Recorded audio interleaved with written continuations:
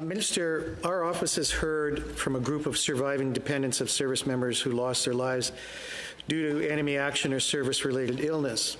They've been lobbying for enhanced survivor benefits, particularly access to regular grief and mental health therapy through Veterans Affairs. Right now, they fall under the public health system, which doesn't provide this kind of ongoing support, leaving the PSHCP as their only option.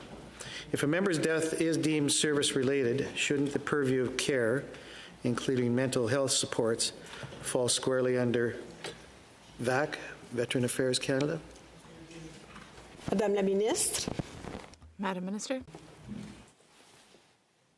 I very much appreciate the question. And again, speaking to some of the remarks I've made already, you know, the care of the families is of significant importance as we acknowledge that no veteran serves alone.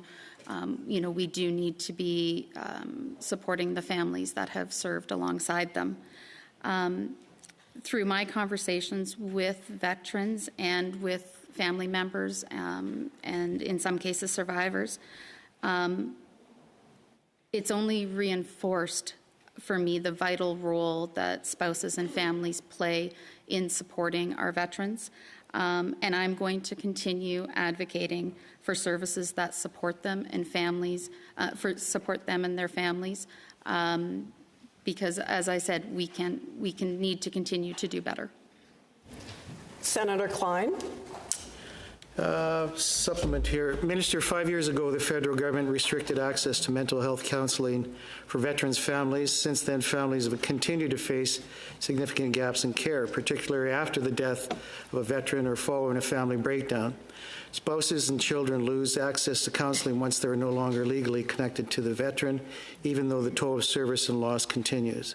The Veterans Ombuds 2021 report called on the government to ensure that family members, including the former spouses and dependent children, have access to federally funded mental health treatment independent of the veteran's status. Veteran Affairs Canada agreed with this recommendation, and your department has publicly stated that families deserve this level of care. Minister, can you please update us on when you intend to legislate the changes needed to ensure veterans' families have access to mental health supports in their own right? Madame la Ministre. Madam Minister. Thank you again. And I would return back to my previous comments that there is more for us to do in continuing to support the mental health, both for our veterans and for their family members.